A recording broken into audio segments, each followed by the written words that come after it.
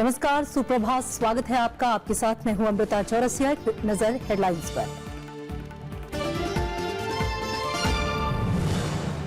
उत्तर प्रदेश में बीजेपी का 3/4 सीटों पर कब्जा। संसदीय दल की बैठक आज। अखिलेश यादव का इस्तीफा।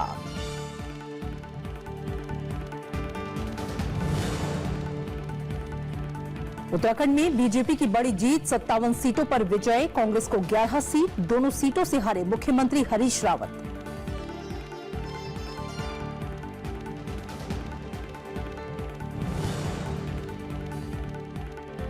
एक दशक बाद पंजाब में कांग्रेस की शानदार वापसी। दूसरे नंबर पर आम आदमी पार्टी।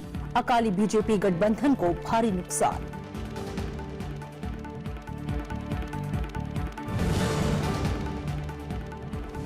मणिपुर और गोवा में कांग्रेस सबसे बड़ी पार्टी। दूसरे नंबर पर बीजेपी। सरकार पर सस्पेंस कायम। छोटे दलों की होगी बड़ी भूमिका।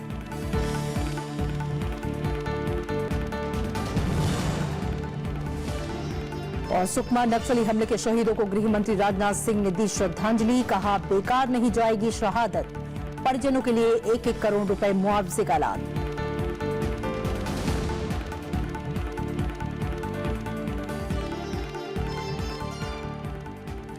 नतीजों के ऐलान के साथ ही 5 राज्यों में विधानसभा चुनाव संपन्न हो गया। बीजेपी के लिए ये चुनाव ऐतिहासिक रहा।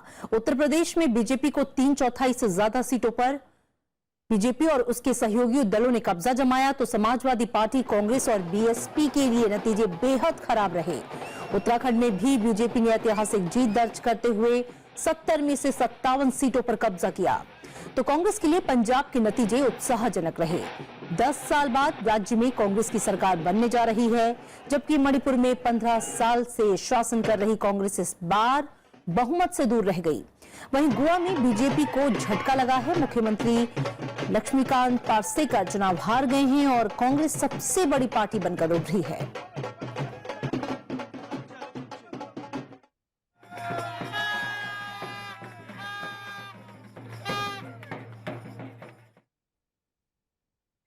चौदह साल बाद उत्तर प्रदेश में बीजेपी की सरकार बनने का रास्ता साफ हो गया है।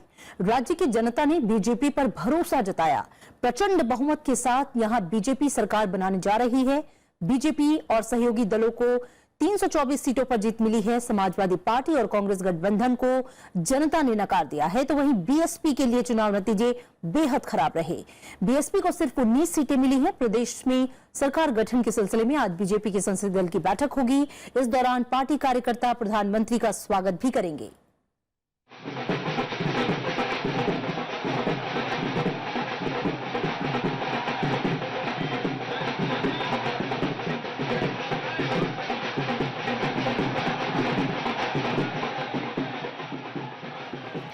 उत्तर प्रदेश विधानसभा चुनाव का नतीजा बीजेपी के लिए ऐतिहासिक रहा। बीजेपी और उसकी सहयोगी पार्टियां मिलकर 300 से ज्यादा सीटों पर जीत दर्ज करने में कामयाब रहीं। बीजेपी यहां 3/4 से भी ज्यादा सीटें हासिल करने में कामयाब रही। उत्तर प्रदेश में बीजेपी की ये अब तक की सबसे बड़ी जीत है। इससे पहले 1991 में बीजेपी 221 सीटें जीतने में कामयाब रही थी। इसके साथ ही 14 साल बाद उत्तर प्रदेश में बीजेपी सरकार बनने का रास्ता साफ हो गया है। देश का विश्वास है, प्रदेश का विश्वास है, गरीब का विश्वास है, किसान का विश्वास है, या गरीबों और किसानों के, नौजवानों के विश्वास की भारतीय जनता पार्टी की जीत है और मोदी जी की जीत है। ये भारतीय जनता पार्टी के कुशल राष्ट्रीय नेतृत्व की जीत है। समाजवादी पार्टी और कांग्रेस गठबंधन को तगड़ा झटका लगा है। ये गठबंधन 60 का भी आंकड़ा पार नहीं कर पाया। समाजवादी पार्टी की हार है। समाजवादी पार्टी इस हार से बहुत कुछ सीखेगी और सीख रही है, और उस सीख को अपनी नींव बनाकर समाजवादी पार्टी एक फिर बुलंदियों तक पहुंचेगी। बीएसपी के लिए चुनाव के नतीजे बेहद खराब रहे। अजीत सिंह की पार्टी आरएलडी को सिर्फ 1 सीट पर जीत नसीब हुई। समाजवादी पार्टी के खराब प्रदर्शन के बीच पार्टी नेता शिवपाल यादव अपनी सीट बचाने में कामयाब रहे। जसवंत नगर सीट पर शिवपाल ने बीजेपी के मनीष यादव को हराया। रामपुर से आजम खान भी अपनी सीट बचाने में कामयाब रहे। हालांकि लखनऊ कैंट सीट से मुलायम सिंह की बहू अपर्णा यादव बीजेपी की रीता बहुगुणा जोशी से हार गईं। अमेठी सीट पर बीजेपी की गरिमा सिंह ने अखिलेश सरकार में मंत्री गायत्री प्रजापति को मात दी। मथुरा सीट पर बीजेपी के श्रीकांत शर्मा ने कांग्रेस के प्रदीप माथुर को करीब 1 लाख वोटों से हराया। वहीं केंद्रीय गृह मंत्री राजनाथ सिंह के बेटे पंकज सिंह ने नोएडा सीट से जीत हासिल की। अब बात वोट शेयर की। बीजेपी को करीब 40% वोट मिले, वहीं समाजवादी पार्टी कांग्रेस गठबंधन को मिलाकर 28% से ज्यादा वोट मिले। इसमें समाजवादी पार्टी को करीब 22%, जबकि कांग्रेस के 6% वोट शामिल हैं। मायावती की पार्टी बीएसपी को करीब 22% वोट मिले। अपना दल, आरएलडी और निर्दलीय समेत अन्य के खाते में बाकी के 7% वोट गए। लखनऊ से कीर्ति मिश्रा और पंचानन मिश्रा के साथ ब्यूरो रिपोर्ट, राज्यसभा टीवी। प्रधानमंत्री नरेंद्र मोदी ने बीजेपी की शानदार जीत के लिए कार्यकर्ताओं को धन्यवाद दिया है। उन्होंने कहा कि बीजेपी जनता के कल्याण के लिए काम करती रहेगी। कांग्रेस उपाध्यक्ष राहुल गांधी ने जीत के लिए बीजेपी को बधाई दी है। बीएसपी ने ईवीएम पर सवाल उठाए तो समाजवादी पार्टी ने हार का विश्लेषण करने की बात कही है। दिल्ली स्थित बीजेपी मुख्यालय में रुझानों के साथ ही ढोल नगाड़ों की थाप पर कार्यकर्ता जश्न मनाने लगे। होली के साथ समर्थकों ने दिवाली भी मनाई। बीजेपी अध्यक्ष अमित शाह जब मुख्यालय पहुंचे तो कार्यकर्ताओं ने उनका जमकर स्वागत किया। प्रधानमंत्री नरेंद्र मोदी ने बीजेपी में विश्वास जताने के लिए जनता का शुक्रिया अदा किया। अमित शाह ने इस जीत का श्रेय प्रधानमंत्री नरेंद्र मोदी को दिया। डिमोनिटाइजेशन, उज्ज्वला योजना, जनधन योजना, शौचालयों का निर्माण और गांव में बिजली पहुंचाना, बहुत छोटे दिखने वाले कामों ने जनता में नरेंद्र मोदी के प्रति एक गहरी आस्था का निर्माण किया है। पंजाब में जीत के साथ मणिपुर और गोवा में अच्छे प्रदर्शन से कांग्रेस कार्यकर्ता भी उत्साह में दिखे। पार्टी ने कहा कि चुनाव में हार जीत लगी रहती है। हम लोगों ने दर्जनों इलेक्शन जीते हैं, दूसरी पार्टियों ने दर्जनों इलेक्शन हारे हैं। इस दफा वो कहीं हार गए, कहीं हम हार गए, कहीं हम जीत गए, वो जीत गए। तो मेरी समझ में नहीं आता है कि इसको इतना बड़ा इशू, ये इतना फूलने की क्यों जरूरत है किसी व्यक्ति को। बीएसपी प्रमुख मायावती ने इस हार के लिए ईवीएम में गड़बड़ी को जिम्मेदार ठहराया। इन दिखाए जा रहे परिणामों से ऐसा साफ तौर पर प्रतीत होता है कि वोटिंग मशीन ने बीजेपी के सिवाय किसी दूसरी पार्टी के वोट को स्वीकार ही नहीं किया है। समाजवादी पार्टी ने कहा कि वो हार की वजहों का विश्लेषण करेगी। देखिए, जिम्मेदारी मुख्यमंत्री मैं था, राष्ट्रीय अध्यक्ष मैं हूं, हार की समीक्षा भी मैं करूंगा। हार की समीक्षा करने के बाद ही जिम्मेदारी लूंगा ना, कोई बिना समीक्षा किए मैं क्या जिम्मेदारी ले लूं। ये चुनाव केंद्र सरकार के नोटबंदी के फैसले के बाद हुए हैं। बीजेपी इसे नोटबंदी और मोदी सरकार के काम के पक्ष में जनादेश बता रही है। विशाल दहिया के साथ ब्यूरो रिपोर्ट, राज्यसभा टीवी। चुनाव आयोग ने बीएसपी के दावे को खारिज कर दिया है। आयोग ने कहा कि उत्तर प्रदेश चुनाव में ऐसी कोई घटना नहीं हुई और मायावती के आरोपों में दम नहीं है। चुनाव आयोग ने मायावती की तरफ से बैलेट पेपर इस्तेमाल करके फिर से मतदान कराने की मांग को अयोग्य बताया है। आयोग की तरफ से ईवीएम से छेड़छाड़ रोकने के लिए इस्तेमाल की जाने वाली तकनीक की जानकारी दी गई। निर्वाचन आयोग ने यह भी कहा कि न्यायपालिका ने भी लगातार चुनाव में मशीनों के इस्तेमाल का समर्थन किया है। दूसरी तरफ मायावती के आरोपों के अन्य राजनीतिक दलों का समर्थन मिला है। कांग्रेस और समाजवादी पार्टी समेत अन्य पार्टियों का कहना है कि अगर ऐसा कोई मामला है तो चुनाव आयोग को जांच करनी चाहिए। उत्तराखंड में बीजेपी और कांग्रेस बारी बारी से सत्ता पर काबिज होते रही हैं, लेकिन इस बार बीजेपी ने अप्रत्याशित तौर पर 70 में से 57 सीटें जीतकर इतिहास रच दिया। मुख्यमंत्री हरीश रावत दोनों सीटों से चुनाव हार गए। उन्होंने मुख्यमंत्री पद से इस्तीफा दे दिया है। उत्तराखंड विधानसभा चुनाव न सिर्फ बीजेपी के लिए बल्कि समूचे प्रदेश के लिए ऐतिहासिक रहा। राज्य गठन के बाद पहली बार किसी पार्टी को इतनी ज्यादा सीटें मिली हैं। बीजेपी यहां 3/4 से भी ज्यादा सीटें हासिल करने में कामयाब रही। इससे पहले 2002 में कांग्रेस ने बहुमत के लिए पर्याप्त ठीक 36 सीटें जीतकर सरकार बनाई थी। बीजेपी इस जीत का श्रेय प्रधानमंत्री नरेंद्र मोदी को दे रही है। मोदी जी ने 2.5 साल में जिस तरीके से काम किए, उस सरकार पर कोई उंगली नहीं उठा सकता। केंद्र की सरकार पर उनके नेतृत्व में आमूलचूल परिवर्तन, भारत ने जो विश्व स्तर पर अपनी साख बनाई है और जो गरीब के चूल्हे तक प्रधानमंत्री की नजर गई है, ऐसा गरीबों का मसीह के रूप में जिस तरीके से आम आदमी ने उनको स्वीकार किया है, उसका परिणाम है कि लोग चाहते हैं उनके अनुरूप राज्यों में भी सरकार बने, ताकि और ताकतवर तरीके से राज्यों का भी विकास हो सके। इस बार के चुनाव कुछ खास बातों के लिए भी याद किए जाएंगे। जैसे मुख्यमंत्री हरीश रावत किच्छा और हरिद्वार ग्रामीण दोनों सीटें हार गए। दोनों पार्टियों के प्रदेश अध्यक्ष सहसपुर से कांग्रेस प्रदेश अध्यक्ष किशोर उपाध्याय और रानीखेत से बीजेपी अध्यक्ष अजय भट्ट चुनाव हार गए। कांग्रेस से बीजेपी में आए सभी बागी विधायक और नेता चुनाव जीत गए। निश्चित रूप से हर स्थिति में हम लोग आत्मचिंतन करते हैं, आत्ममंथन करते हैं, विश्लेषण करते हैं। देखो, कांग्रेस पार्टी एक फिनिक्स की तरह है। लोगों ने उसको मिटाने की बड़ी कोशिश की, लेकिन वो फिर पुनर्जीवित होती है और उसका जो देश को बनाने का और सेवा का इतिहास है, इनिशियल हिकअप्स के बाद निश्चित रूप से कांग्रेस पार्टी पुनः अपना जो उसका गौरव रहा है उसको प्राप्त होगी, ये मेरा विश्वास है। अब एक नजर विधानसभा चुनाव के अंतिम नतीजों पर। वहीं बात अगर वोट शेयर की जाए तो बीजेपी को 46.5% वोट मिले। वहीं ज्यादातर सीटें हारने के बावजूद कांग्रेस को 33.5% वोट हासिल हुए। निर्दलीय उम्मीदवार 10% वोट पाने में कामयाब रहे, जबकि बीएसपी 7% वोट ले जाने में कामयाब रही। यूकेडी, समाजवादी पार्टी और नोटा वोटों का करीब 2% पड़े। नतीजे आने के बाद हार स्वीकार करते हुए हरीश रावत ने मुख्यमंत्री पद से इस्तीफा दे दिया है। राज्यपाल के पॉल ने उनका इस्तीफा मंजूर कर लिया है। फिलहाल हरीश रावत नए मुख्यमंत्री के शपथ ग्रहण तक कार्यवाहक मुख्यमंत्री के तौर पर काम करेंगे। देहरादून से नवविक्रम सिंह के साथ ब्यूरो रिपोर्ट, राज्यसभा टीवी। और यहाँ रुकेंगे एक छोटे से ब्रेक के लिए।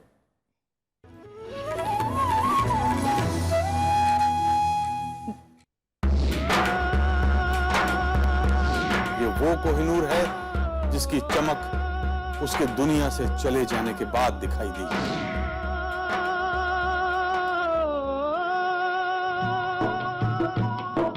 दिल का हाल सुने दिल वाला, आज फिर जीने की तमन्ना है, आज फिर मरने का इरादा है। साथ में हमसे मिले तुम सजन, तुमसे मिले हम बरसात में। गलत मुसाफिर मोह लिया रे पिंजरे वाले मियां। ओरे माझी, ओरे माझी। गीतों के राजकुमार शैलेंद्र का सुरीला सफर विरासत में सिर्फ राज्यसभा टीवी पर।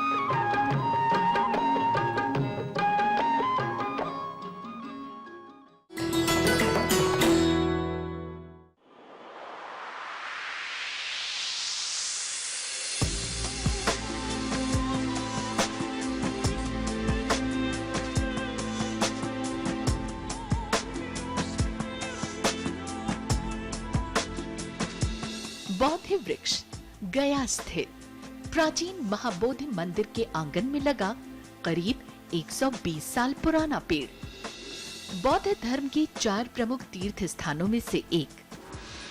कहते हैं इसी जगह महात्मा बुद्ध ने की थी तपस्या और जिस पीपल के नीचे बुद्ध को मिला था ज्ञान, ये बौद्ध वृक्ष है उसी की संतान।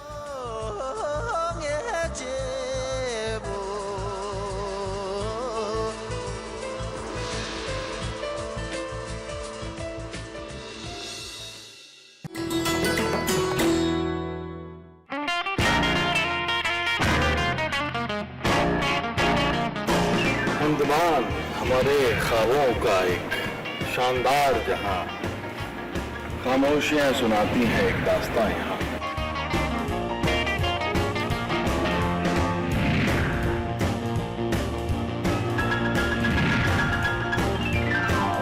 Most beautiful beach. It's a very beautiful beach. It's amazing. It's really like a postcard. It's a place worth visiting. ले चलेंगे आपको 7 द्वीपों के सफर पर, सिर्फ राज्यसभा टीवी पर।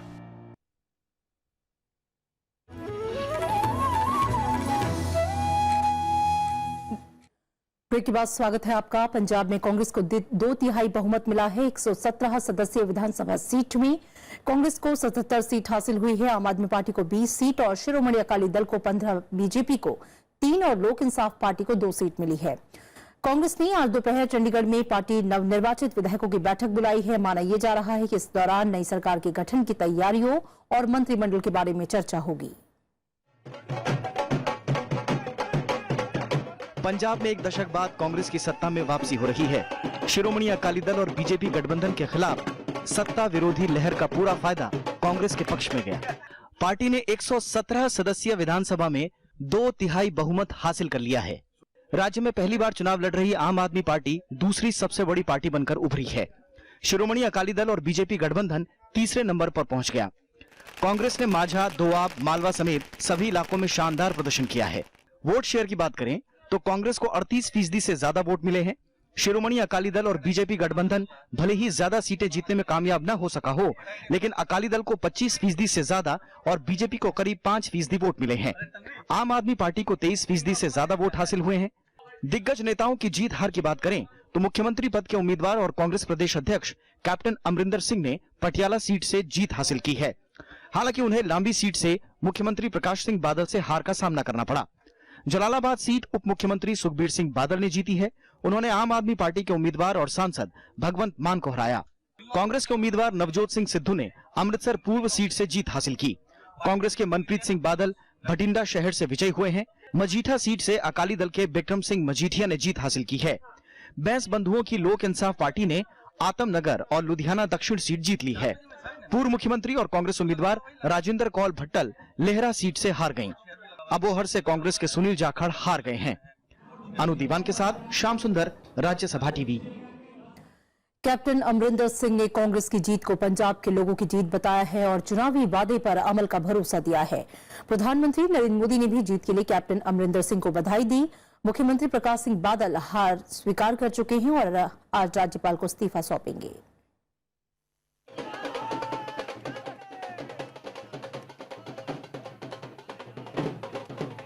शिरोमणि अकाली दल और बीजेपी गठबंधन को सत्ता से बाहर कर दिया है।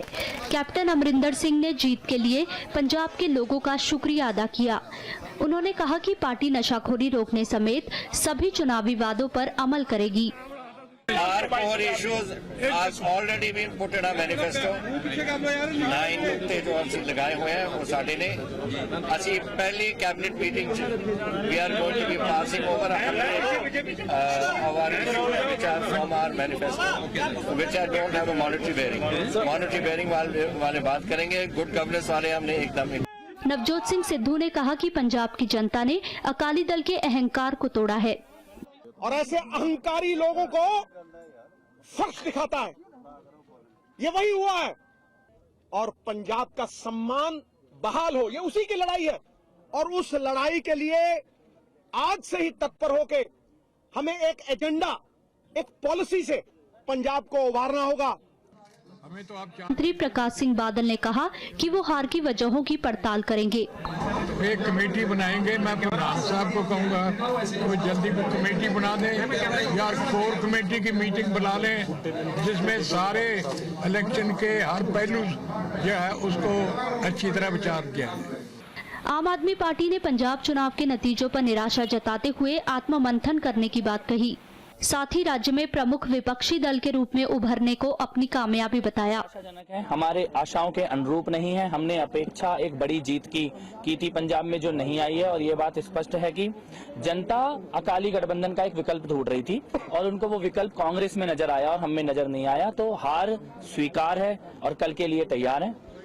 मुख्यमंत्री प्रकाश सिंह बादल रविवार को पंजाब के राज्यपाल को अपना इस्तीफा सौंपेंगे। इसके बाद कांग्रेस राज्य में सरकार बनाने का दावा पेश करेगी। करीब एक दशक के बाद कांग्रेस की पंजाब की सत्ता में वापसी हुई है और इसी के साथ कैप्टन अमरिंदर के लिए भी अब चुनौती है उन वादों को पूरा करने की जो उन्होंने जनता से किए हैं। कैमरा पर्सन जुनैद और अपने सहयोगी श्याम सुंदर के साथ अनु दीवान, राज्यसभा टीवी, चंडीगढ़। गोवा विधानसभा चुनाव में कांग्रेस सबसे बड़ी पार्टी बनकर उभरी है। दिलचस्प मुकाबले में सत्ताधारी बीजेपी और कांग्रेस के बीच कांटे की टक्कर नजर आ रही थी, लेकिन धीरे धीरे कांग्रेस ने बढ़त बना ली। लेकिन सरकार बनाने के आंकड़े से वो अब भी दूर है। गोवा चुनाव में सत्ताधारी बीजेपी को बड़ा झटका लगा है। मंदिरेम सीट से मुख्यमंत्री लक्ष्मीकांत पार्सेकर 7,000 से ज्यादा के अंतर से हार गए। उद्योग मंत्री महादेव नायक को भी हार का सामना करना पड़ा। चुनाव में कांग्रेस सबसे बड़ी पार्टी बनकर उभरी है, जबकि बीजेपी दूसरे नंबर पर है। महाराष्ट्रवादी गोमांतक पार्टी और गोवा फॉरवर्ड पार्टी के खाते में 3-3 सीटें गई हैं, जबकि एनसीपी को 1 सीट मिली है और 3 सीटों पर निर्दलीय को जीत हासिल हुई है। कांग्रेस सबसे बड़ी पार्टी जरूर बनी है, लेकिन वो 21 के जादुई आंकड़े से दूर है। अब रीजनल पार्टीज को और निर्दलीय जो जीत के आए हैं, एक एनसीपी के जीते हैं, इसलिए उनको तय करना पड़ेगा कि सरकार गोवा में कांग्रेस की हो या भाजपा की हो। बीजेपी को मिले वोट पर नजर दौड़ाएं तो ये साफ लगता है कि वोट को वो सीट में बदलने में कामयाब नहीं रही। गोवा में वोट शेयर के लिहाज से बीजेपी सबसे बड़ी पार्टी है, उसे करीब 33% वोट हासिल हुए, जबकि पहले नंबर की पार्टी कांग्रेस को 28% वोट मिले। वोट शेयर के लिहाज से बात करें तो इसमें बीजेपी को बढ़त हासिल हुई है। महाराष्ट्रवादी गोमांतक को 11.5% वोट मिले, जबकि निर्दलीय को करीब 11%। अब सबकी निगाहें इस पर टिकी हैं कि छोटी पार्टियों के सहारे गोवा की गद्दी पर कौन बैठता है। रविंद्र सिंह चौरान, राज्यसभा टीवी, पणजी। मणिपुर में किसी पार्टी को स्पष्ट बहुमत नहीं मिला है। सत्ताधारी कांग्रेस 28 सीटें जीतकर सबसे बड़ी पार्टी बनी है। बीजेपी ने भी यहां पर ऐतिहासिक प्रदर्शन करते हुए पहली बार 21 सीटें जीती है। बीजेपी का कहना है कि 4 सीटें जीतने वाली नगा पीपल्स फ्रंट ने बीजेपी को समर्थन का पत्र सौंप दिया है और अब 4 सीट जीतने वाली नेशनल पीपल्स पार्टी और एक सीट जीतने वाली एलजेपी, टीएमसी और निर्दलीयों से बातचीत जारी है। मणिपुर में 15 साल से शासन कर रही कांग्रेस इस बार बहुमत से दूर रह गई। राज्य में कांग्रेस सबसे बड़ी पार्टी बनी है, लेकिन सरकार बनाने का रास्ता उसके लिए आसान नहीं दिखता। BJP's false promises, tool promises, and the nexus with NSNIM, massive wood capturing in the Naga-dominated area. These are the 2 main factors. राज्य में ऐतिहासिक सफलता के बाद बीजेपी समर्थक उत्साह में हैं। कार्यकर्ताओं ने होली खेली और दिवाली भी मनाई। पार्टी ने इसे भ्रष्टाचार के खिलाफ जनादेश बताया। The people, masses want to change. Masses is against the corruption. Masses is against the atrocities. Masses is against the division, ethnic line division politics of the Congress. So we want the BJP has come. पहली बार चुनाव में उतरी रोम शर्मिला की प्रजा party एक भी seat नहीं जीत पाई। I had been fighting for the draconian law to be repealed. I will lobby the whole world to repeal this act for which I had been struggling for 16 years on nasal feeding. Vote share की बात करें तो BJP को सबसे ज्यादा 36.2% vote मिले। इसके बाद कांग्रेस को 34.4%, नगा पीपल्स फ्रंट को 7.4% और अन्य को 22% वोट मिले हैं। बीजेपी को उम्मीद है कि छोटी पार्टियों की मदद से वो सरकार बना लेगी। कांग्रेस ने चुनाव के पहले जिस तरह का राजनीतिक पाशा फेंका था, वैसे में उसे इतने कम सीट पाने की आशा नहीं थी।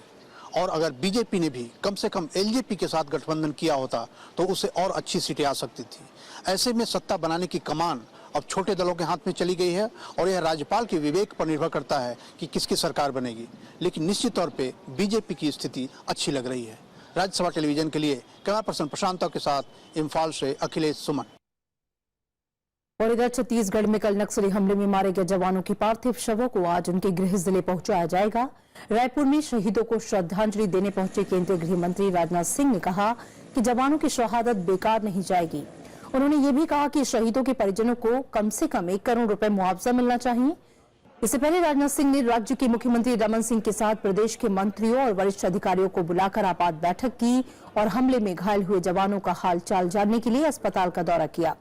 छत्तीसगढ़ के सुकमा में शनिवार सुबह सीआरपीएफ जवानों पर हुए नक्सली हमले में 12 जवान शहीद हो गए थे, जबकि 4 जवान घायल हो गए, जिनमें 2 की हालत गंभीर बनी हुई है।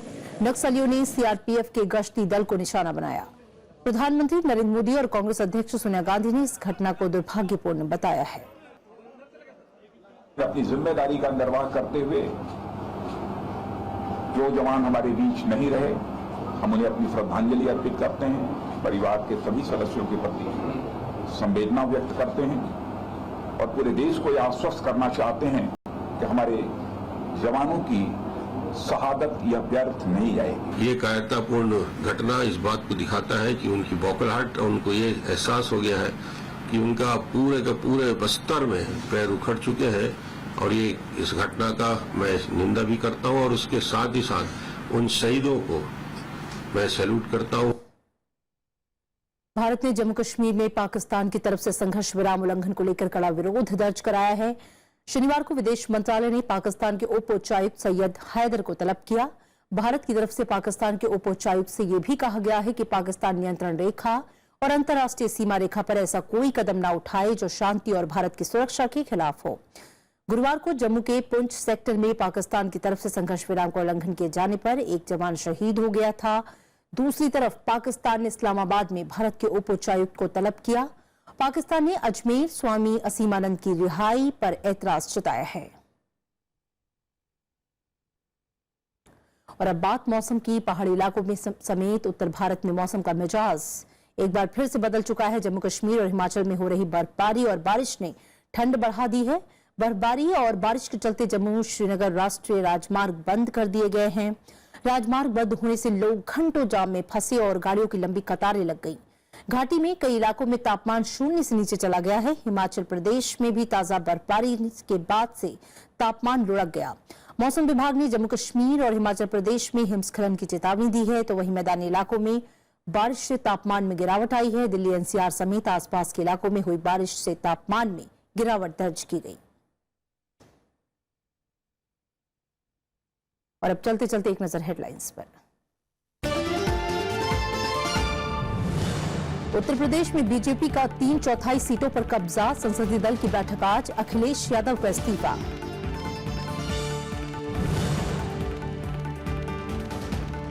उत्तराखंड में बीजेपी की बड़ी जीत। 57 सीटों पर विजय। कांग्रेस को 11 सीट। दोनों सीटों से हारे मुख्यमंत्री हरीश रावत।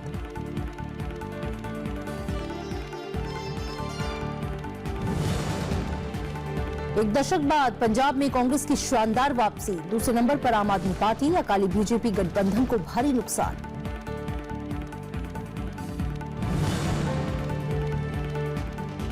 मणिपुर और गोवा में कांग्रेस सबसे बड़ी पार्टी। दूसरे नंबर पर बीजेपी। सरकार पर सस्पेंस कायम। छोटे दलों की होगी बड़ी भूमिका।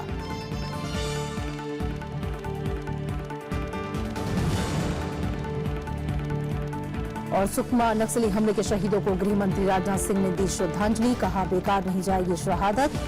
परिजनों के लिए 1-1 करोड़ रुपए मुआवजे का ऐलान। फिलहाल खबरों में इतना ही। आगे देखिए मीडिया मंथन।